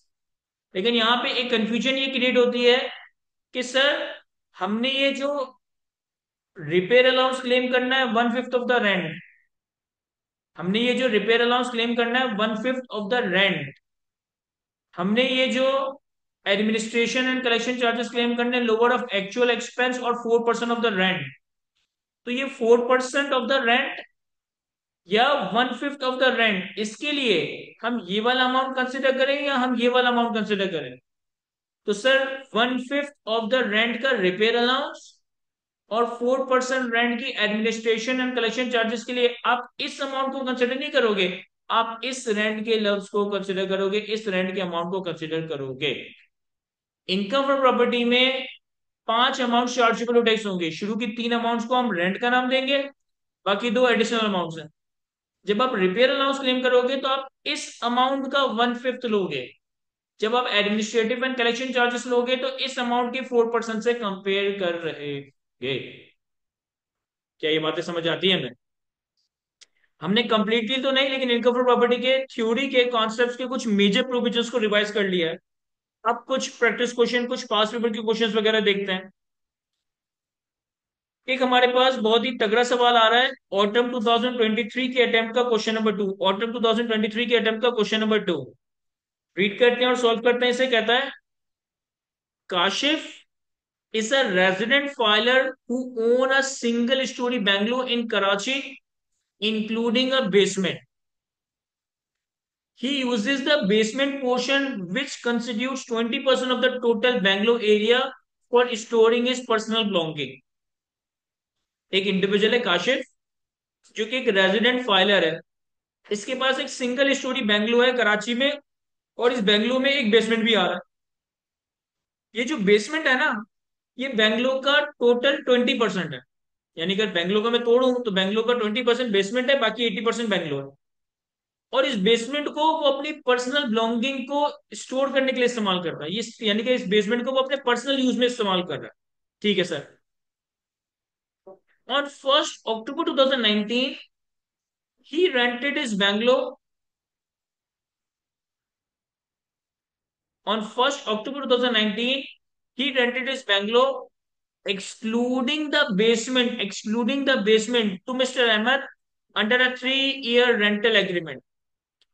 Other details of the rent agreement are given below. Monthly rent 3 lakh, non-adjustable security deposit 3.5 million, and monthly security charges 40,000। कहता है 1 अक्टूबर 2019 पे हमने ये bungalow basement को हटाकर, bungalow basement को हटाकर मतलब हमने 80% बेंगलो रेंट आउट किया है। टोटल बेंगलो का 20% बेसमेंट था ना, तो हमने सिर्फ बेंगलो रेंट आउट किया, बेसमेंट रेंट आउट नहीं किया। यानी कि हमने 80% बेंगलो एक तरीके से रेंट आउट किया है। 3 साल का रेंट एग्रीमेंट हुआ है, जिसकी ये टर्म्स एंड कंडीशन है। 3 लाख रुपए का माहाना किराया है, 35 लाख रुपए का नॉन एडजस्टेबल अमाउंट है, और 40,000 रुपए मंथली सिक्योरिटी चार्जेस है। फिर आगे कहता है, in addition to above, Kashif also provide Ahmed with a backup electricity from a generator load during load shedding at a fixed monthly charge of 50,000। The electricity connection of the basement is separate from the rest of the Bangalore। कह रहा है इस property के साथ साथ काशिफ अहमद को backup electricity provide करेगा generator के थ्रू, और इस बैकअप इलेक्ट्रिसिटी के लिए वो अहमद से 50,000 रुपए चार्ज कर रहा है। कह रहे बेसमेंट की इलेक्ट्रिसिटी अलग है, बेंगलोर की इलेक्ट्रिसिटी के कनेक्शन अलग है। और 30 सितंबर 2022, 1 अक्टूबर 2019 में ये रेंट स्टार्ट हुआ था, तो 1 अक्टूबर 19 से 30 सितंबर 20, 30 सितंबर 21 और 30 सितंबर 22, 3 साल पूरे हो गए। और 30 सितंबर 2022 the agreement concluded and Kashif agreed to sell the bungalow to Ahmed. The non-adjustable security deposit was retained as a down payment for the purchase. 3 साल के बाद हमने हमारा रेंट एग्रीमेंट खत्म हो गया, हमने इसी किराएदार को ये बैंगलो बेचने का कॉन्ट्रैक्ट कर लिया, और इसने जो हमें नॉन एडजस्टेबल सिक्योरिटी डिपॉजिट दिया था ना, ये अब इसका डाउन पेमेंट बन गया इस प्रॉपर्टी को परचेज करने के लिए। क्या मतलब? यानी कि हमने एक तरीके से रेंट एग्रीमेंट जब खत्म किया तो उसके 35 लाख रुपए उसको वापस कर दिए, फिर उससे एग्रीमेंट ये किया कि हम वो हमारी प्रॉपर्टी बाय कर रहा है, तो हमने कहा प्रॉपर्टी बाय कर रहे हो तो आपको कुछ एडवांस देना पड़ेगा, कुछ टोकन मनी, कुछ बयाना देना पड़ेगा। तो उसने वही 35 लाख रुपए हमें एज अ टोकन मनी वापस कर दी। तो मैं उसे वापस करूं और फिर उसे वापस लूं, हमने एक साथ ही क्या कंक्लूड कर दिया कि हमने इस अमाउंट को 35 लाख रुपए को वापस नहीं करा, बल्कि अपनी टोकन मनी, अपना बयाना, अपना डिपॉजिट बना दिया। आगे कहता है on 25 October, on 25th October 2022, Ahmed backed out of the deal and declined to purchase the bungalow. As per the agreement, Kashif forfeited the non-adjustable security deposit. कह रहे 25 अक्टूबर 2022 पे अहमद अपनी बात से मुकर गया और कह रहा है आप मुझे बेंगलो नहीं खरीदना। तो हमने कहा ठीक है आप बेंगलो ना खरीदे, लेकिन आपने जो बयाना दिया था, आपने जो टोकन मनी दिया था 35 लाख रुपए का, अभी हम जब्त कर लेंगे।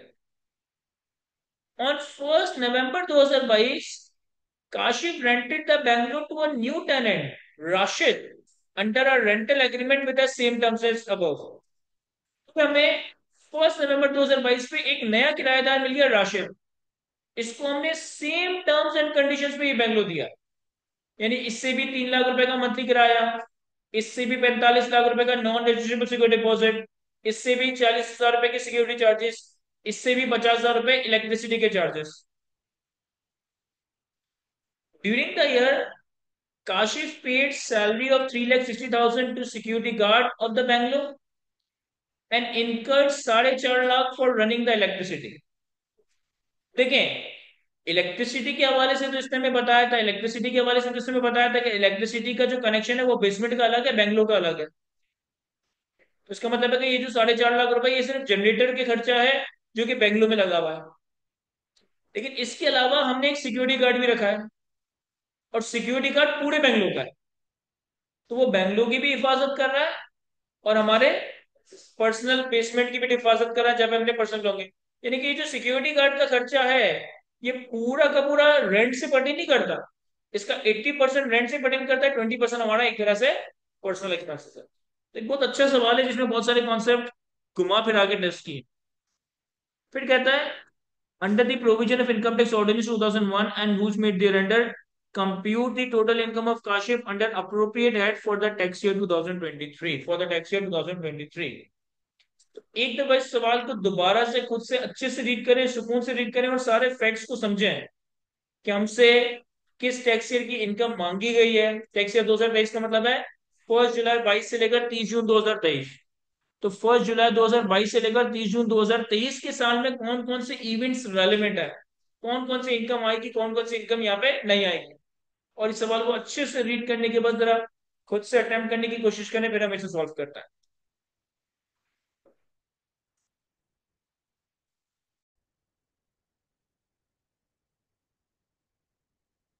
यहाँ देखिए सर, मैं सॉल्व करवा देता हूँ इस सवाल को। हमारे पास ऑटम 2023 के अटेम्प्ट का क्वेश्चन नंबर 2।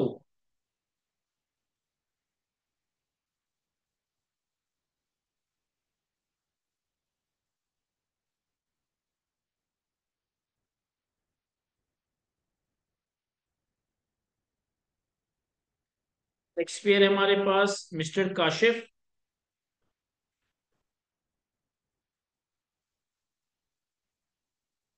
और टैक्स ईयर है हमारे पास इस सवाल में टैक्स ईयर 2023। अब एक चीज तो हमें सवाल का डेटा रीड करके अंदाजा हो गया है कि हमारे पास इस सवाल में दो हेड्स ऑफ इनकम का जिक्र है। प्रॉपर्टी से मिलने वाली रेंटल इनकम, प्रॉपर्टी से मिलने वाला non adjustable security deposit, property से मिलने वाला फोर्फिटेड डिपॉजिट। ये तीन अमाउंट्स हमारे इनकम और प्रॉपर्टी में टैक्स होंगे, और जो सिक्योरिटी गार्ड और इलेक्ट्रिसिटी के चार्जेस वगैरह ये हमारे इनकम फ्रॉम अदर सोर्सेज में टैक्स होंगे। थोड़ा सा ना इस सवाल के अंदर जो डाटा सारा थ्योरी की फॉर्म में दिया हुआ है ना, उसको थोड़ा सा ऑर्गेनाइज करने की कोशिश करते हैं पहले तो। देखें, हमारा जो टैक्स ईयर है वो 1 जुलाई 2023 से ले 1 जुलाई 2022 से लेकर 30 जून 2023 तक है। ठीक है।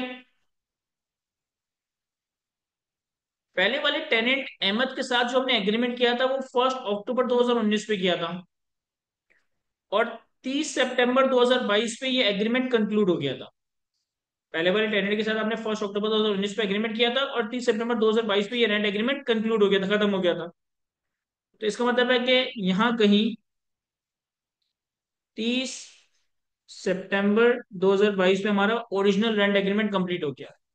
तो जो अहमद वाला रेंट एग्रीमेंट था वो टैक्स ईयर 2023 में कितने महीनों के लिए रेलेवेंट था?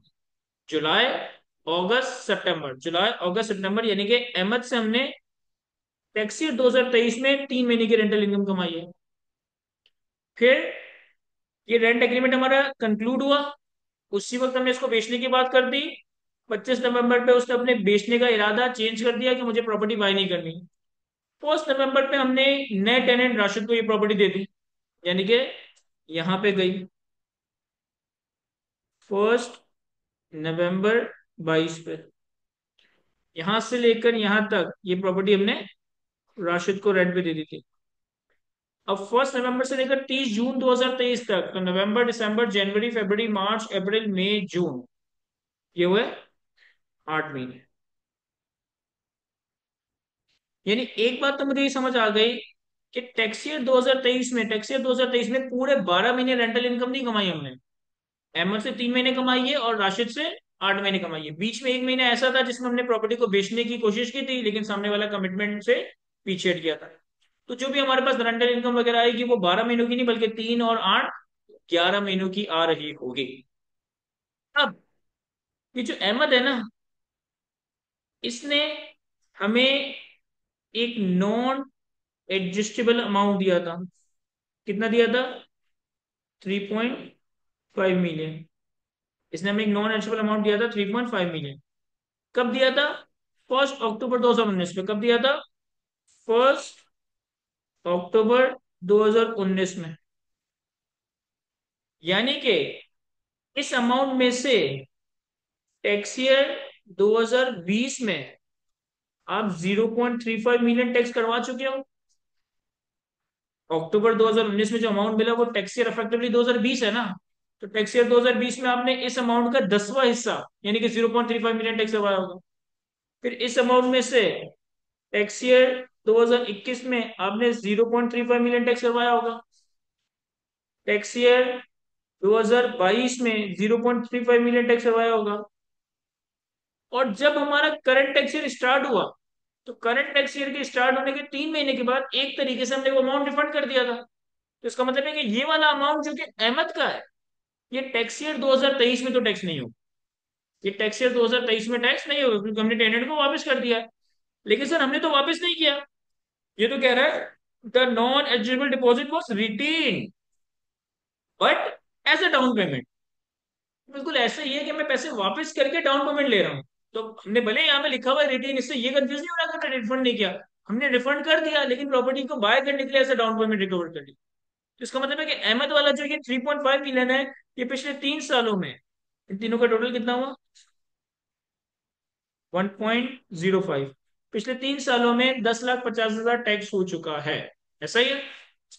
अब हम आते हैं अपनी कैलकुलेशंस पे। देखिए, हम दोनों हेड्स की पैरेलल वर्किंग करते हैं। एक हमारे पास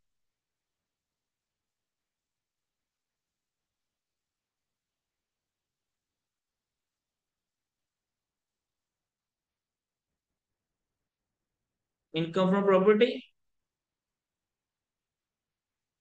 और एक हमारे पास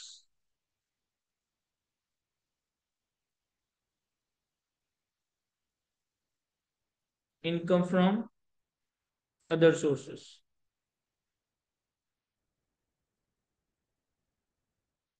सबसे पहले अगर मैं इनकम फ्रॉम प्रॉपर्टी में हमारे रेंट की बात करूं, तो हमने रेंट कितना डिसाइड किया था? 3 लाख रुपए अहमद से भी, और राशिद को भी सेम टर्म्स एंड कंडीशंस भी दिया था, यानी कि 3 लाख रुपए। तो रेंट में हमारे पास 3 लाख रुपए अहमद के 3 महीनों का रेंट आएगा, प्लस 3 लाख रुपए राशिद के 8 महीनों का रेंट आएगा। 3 लाख रुपए 3 महीने अहमद से, और 3 लाख रुपए 8 महीने राशिद से। फिर हमारे पास जो non adjustable amount from Ahmad है, वो टैक्स नहीं होगा। क्यों? Refunded in tax year 2023। लेकिन हमारे पास जो non adjustable amount from Rashid है, ये हम टैक्स करवाएंगे। अब राशिद को हमने सेम टर्म्स एंड कंडीशंस पे ये प्रॉपर्टी रेंट पे दी है, यानी कि राशिद से भी हमने 3.5 मिलियन रिकवर किए होंगे। तो अब हम क्या करेंगे? राशिद से हमें मिला 3.5 मिलियन का अमाउंट, इसमें से माइनस करेंगे अहमद वाला अमाउंट जो हम already tax year 2022-21, tax year 2020-21-22 इन 3 सालों में टैक्स करवा चुके हैं, दैट इज 1.05 मिलियन। और जो भी इन दोनों का डिफरेंशियल है, अच्छा अगर हम फुल फिगर्स में लिख दें तो ज्यादा आसानी होगी। 3.5 मिलियन -1050,000, और जो भी इन दोनों का डिफरेंशियल है अभी हमारा आने वाले 10 सालों में टैक्स हो जाएगा। फिर हमने जब अहमद वाला एग्रीमेंट कंक्लूड हुआ था और उसे प्रॉपर्टी बेचने के लिए इस अमाउंट को, सिक्योरिटी डिपॉजिट की अमाउंट को डाउन पेमेंट बना दिया था, तो जब ये अपनी बात से मुकर गया था तो हमने इसी के डिपॉजिट को फोरफीट भी कर लिया था। तो इसका मतलब है कि हमारे पास फोरफीटेड डिपॉजिट भी है फ्रॉम अहमद। कितना? 3.5 मिलियन। क्या ये समझ आ रहा है? मैंने अगर मैं कैलकुलेशन करूं तो 3 lakh into 3 plus 3 lakh into 8, ये आ जाएगा 3.3 मिलियन। 3.5 मिलियन -1050,000 डिवाइडेड बाई 10, ये आ जाएगा 2,45,000। और 3.5 मिलियन का फोरफिटेड डिपॉजिट, तो ये हमारे पास इनकम फ्रॉम प्रॉपर्टी का अमाउंट चार्जेबल आ जाएगा। तो 3.3 मिलियन, 245 और 3.5 मिलियन, ये आ गया 7,045,000। 7,045,000 ये हमने इनकम फ्रॉम प्रॉपर्टी का अमाउंट चार्जेबल कैलकुलेट कर दिया। अच्छा, इसी तरीके से अगर हम इनकम फ्रॉम अदर सोर्सेज में आए, तो इनकम फ्रॉम अदर सोर्सेज में हमारे पास सिक्योरिटी चार्जेस हैं और जनरेटर चार्जेस हैं। सिक्योरिटी चार्जेस हैं और जनरेटर चार्जेस। तो सिक्योरिटी चार्जेस कितने थे? 40,000। और जनरेटर चार्जेस कितने थे? 50,000। ये भी हमने 3 महीनों के अहमद से कमाए होंगे और 8 महीनों के राशिद से कमाए होंगे।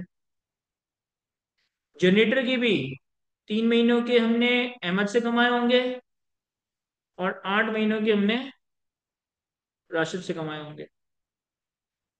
ऐसा ही है। तो ये आ जाएगा 40,000 इंटू 3 प्लस 40,000 इंटू 8, तो 4,40,000 और 5.5 लाख। ये हमारे पास income from other,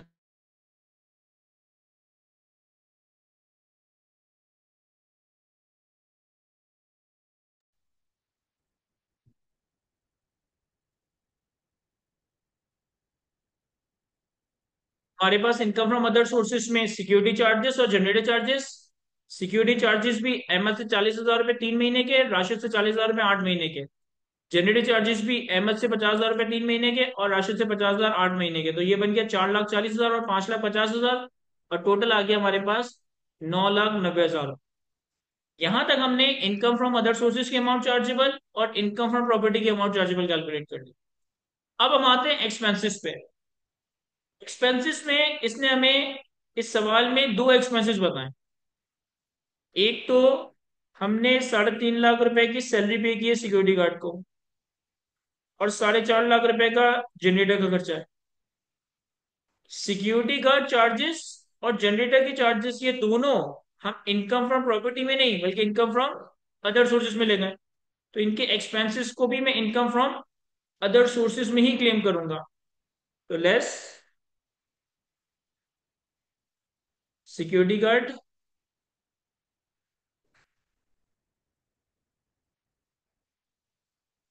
expense less generator expense. अब सिक्योरिटी गार्ड से अमाउंट है 360 और जनरेटर का खर्चा है 4.5 लाख।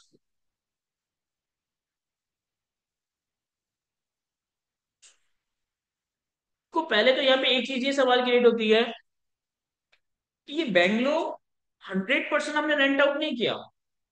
ये बैंगलो हमने 100% रेंट आउट नहीं किया, 80% रेंट आउट किया था, 20% तो हम खुद ही इस्तेमाल कर रहे थे।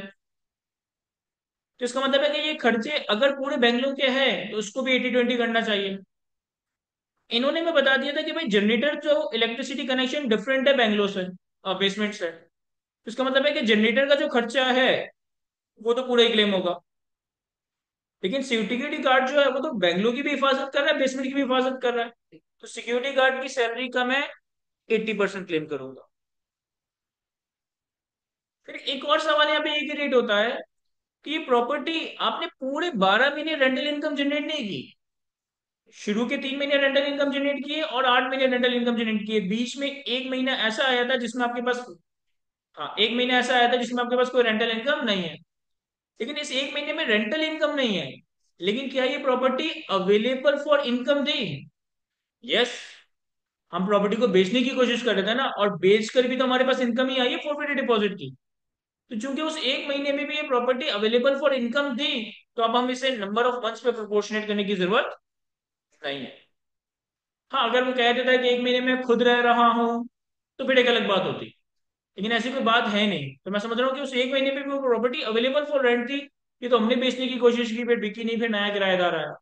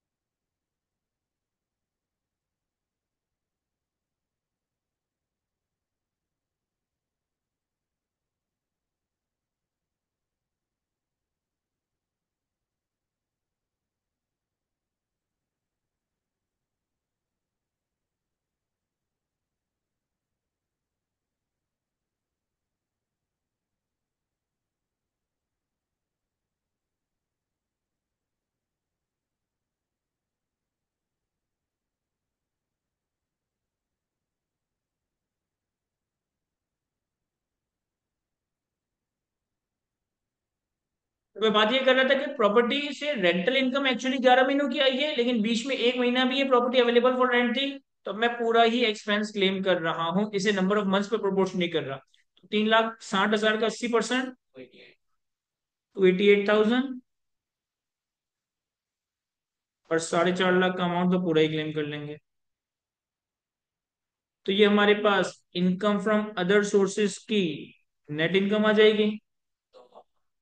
9,90,000 -288 -4.5 लाख, ये आ गया 2,52,000। इनकम फ्रॉम प्रॉपर्टी में हमें कोई खर्चा नहीं बताया, कोई एक्सपेंस ऐसा नहीं है जो इनकम फ्रॉम प्रॉपर्टी के लिए किया गया हो। लेकिन स्टिल है तो ये बैंगलो एक बिल्डिंग ना। तो इसका मतलब है एनी हाउ हम यहाँ पर रिपेयर अलाउंस जरूर क्लेम करेंगे। और वो रिपेयर अलाउंस कितना होगा? 1/5 of the rent of the building. और रेंट की डेफिनेशन में कंसिडरेशन फॉर यूजर ऑक्यूपेशन भी है, फोरफिटेड डिपॉजिट भी है, और ट्रीटेड रेंट भी है। तो ये जो कंसिडरेशन फॉर यूजर ऑक्यूपेशन मिला, ये बिल्डिंग का रेंट था। ये जो नॉन एडजस्टेबल डिपॉजिट्स थे, ये भी बिल्डिंग के अगेंस्ट थे। ये जो फोरफिटेड डिपॉजिट है, ये भी बिल्डिंग के अगेंस्ट ही था। तो मैं पूरी रेंट की अमाउंट का 7,045,000 का 1/5 as a repair allowance claim करूंगा। 1/5 as a repair allowance claim करूंगा। तो ये आ जाएगा 7,045 का 1/5, 1,409, 1,409,000। ये हमारे पास इनकम फ्रॉम प्रॉपर्टी की नेट इनकम आ गई 5636,000।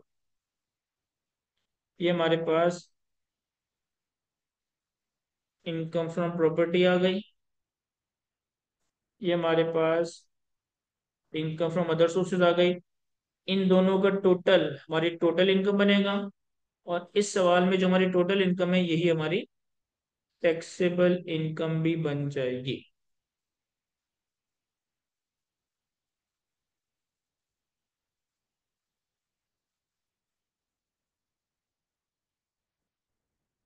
कितना आ रहा है? 5636,000 और 252,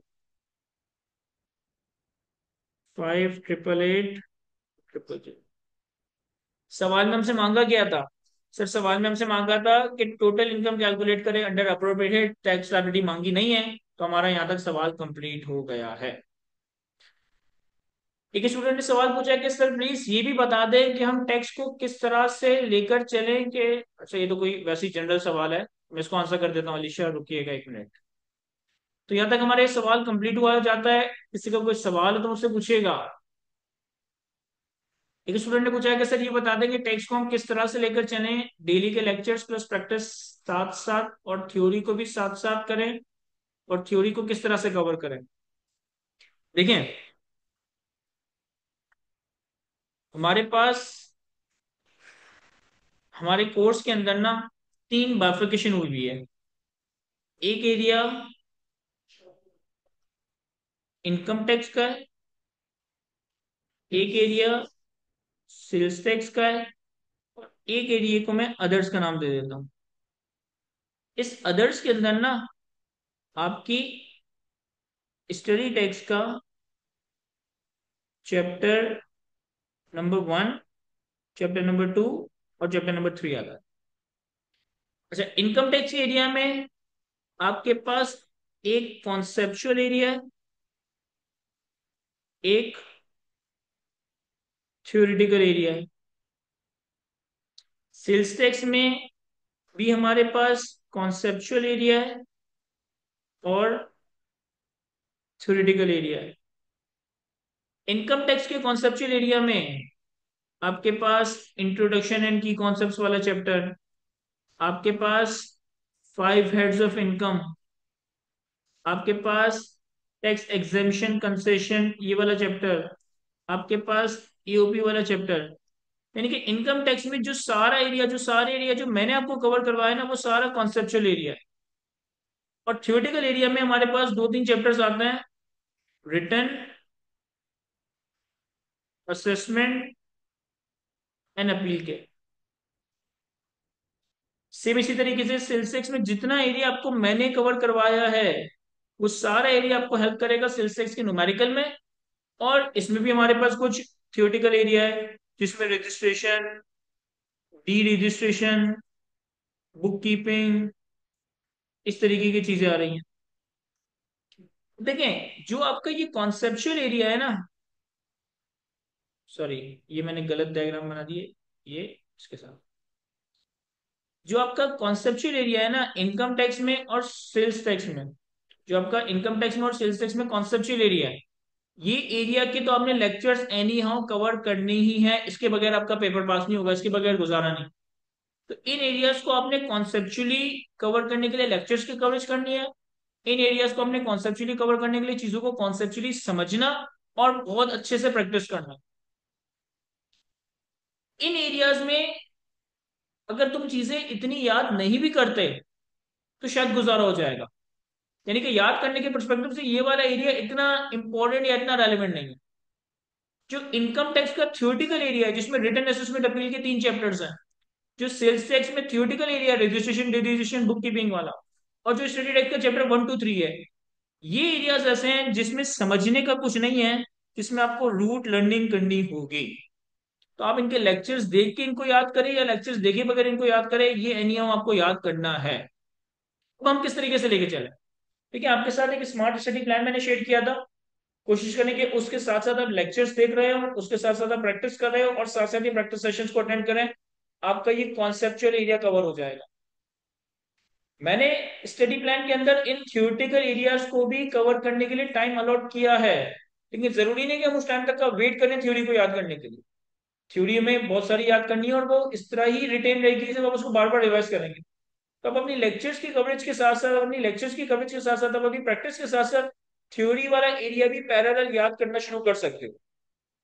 यानी सिंपल सा रूल है, लेट से आप टेक्स्ट को डेली 3 घंटे देते हो, तो शुरू का आधा घंटा आपने रिवाइज कर लिया, 1 घंटे के हमने लेक्चर्स देख लिए, आधा पौना घंटा हमने खुद से प्रैक्टिस कर ली। देखिए, खुद से प्रैक्टिस हम करते नहीं है, हम सिर्फ लेक्चर देख रहे होते हैं, हमें लगता है कि हमने कोर्स कंप्लीट कर लिया। प्रैक्टिस तुम्हारी कवरेज के लिए बहुत इंपॉर्टेंट एलिमेंट है। मैं जितना ही अच्छा एनिमेटेड लेक्चर्स के थ्रू समझा दूं, जब तक तुम अपने हाथों से प्रैक्टिस नहीं करोगे ना, उसका कोई फायदा नहीं होने वाला। तो हमने आधा पौना घंटा रिवाइज किया, पौना घंटा 1 घंटा हमने लेक्चर्स देखे, आधा घंटा हमने प्रैक्टिस किया, और फिर आधा पौना घंटा डेली बेसिस पे आप अभी से थ्योरी याद करना शुरू कर दें। या अगर आपको लगता है नहीं मैं आखिर के 1 महीने में थ्योरी याद करूंगा, तो ठीक है, आप आखिर में थ्योरी याद कर लीजिएगा, लेकिन ये थ्योरी आपको करनी पड़ेगी। सर पिछली दफा तो 80% पेपर न्यूमेरिकल आ गया था। सर पिछली दफा अगर पेपर 80% न्यूमेरिकल आ गया था, तो ये कोई पत्थर पे लकीर नहीं है कि अगली दफा भी ऐसा ही है। हो सकता है अगली दफा 80% थ्योरेटिकल पेपर आ जाए, तो फिर आप क्या करेंगे? आपको तो बैलेंस सब कुछ कवर करके चलना है। कॉन्सेप्ट्स के लिए प्रैक्टिस सेशन और लेक्चर्स की कवरेज।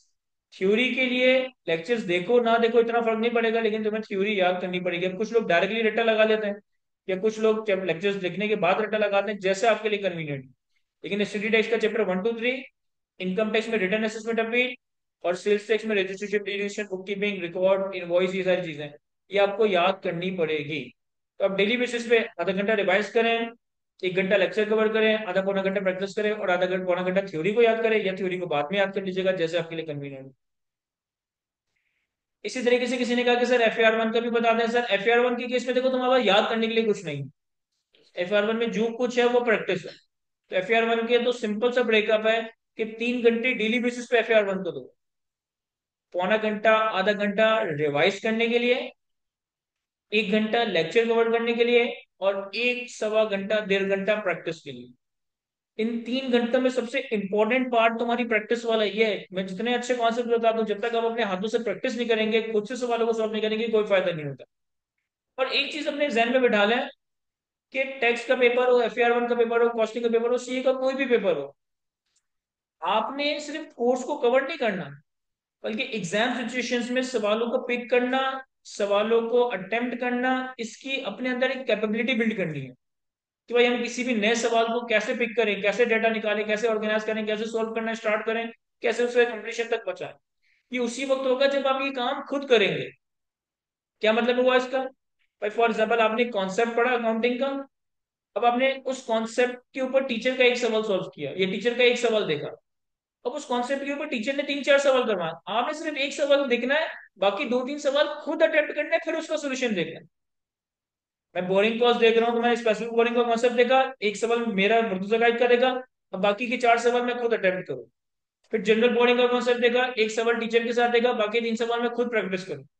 और पास पेपर के तो जितने क्वेश्चंस है ना, चाहे वो टेक्स्ट के हो, FAR 1 के हो या FAR 2 के हो, आपने कभी भी पास पेपर का डायरेक्टली सोल्यूशन नहीं देखा, ना वीडियो सोल्यूशन ना PDF सोल्यूशन। हमेशा पास पेपर को खुद से अटेम्प्ट करना है। देखो, 20 अटेम्प्ट के पास पेपर की जरूरत नहीं है, 10 अटेम्प्ट के पास पेपर भी अगर आप खुद से अटेम्प्ट कर लेते हो, वो आपको ज्यादा फायदा देंगे एज कम्पेयर टू कि आप 20 अटेम्प्ट के पास पेपर के सोल्यूशन की वीडियो देखें। पास पेपर के सोल्यूशन की वीडियो देखना एक तरीके से वो जाया कर देने वाली बात। तो कोई भी पास पेपर हो, चाहे टेक्स्ट का, चाहे FAR 1 का, चाहे FAR 2 का, पहले उसे खुद से रीड करें, उसमें जो भी मार्क्स हैं उस हिसाब से आधा पौना घंटा उस सवाल को खुद से टाइम दे, और फिर आपसे नहीं होता तो आप उसका सोल्यूशन रेफर करें। और शुरू में ऐसा होगा कि नहीं होगा, लेकिन 1 सवाल के बाद, 2 सवाल के बाद, 5 सवाल के बाद, 10 सवाल के बाद एक स्टेज आएगा कि आप सवाल को 30% अटेम्प्ट करना सीखेंगे। 40% पाएंगे, 50% पाएंगे, 70% पाएंगे, 80% पाएंगे, लेकिन ये उसी वक्त होगा जब आप सवालों को खुद से अटेम्प्ट करेंगे। तो जो सेम FAR 1 में बात बताई वही FAR 2 के लिए भी एप्लीकेबल। खैर, चलिए सर, आज की सेशन को हम यहीं पर रखते हैं। इंशाल्लाह नेक्स्ट वीक में एक नेक्स्ट सेशन प्लान करेंगे। जो आपके बाकी दोस्त हैं, कोलीग्स हैं, उनको थोड़ा सा मोटिवेट करें कि इस सेशन से फायदा हासिल करें, इस सेशन में पार्टिसिपेट करें। क्योंकि अगर आप लोग पार्टिसिपेट नहीं करेंगे तो फिर मेरे लिए कोई मोटिवेशन नहीं होगी इस तरह का रेगुलर आपको आपके लिए या वीकली बेसिस पे आपके लिए सेशंस कंडक्ट करो।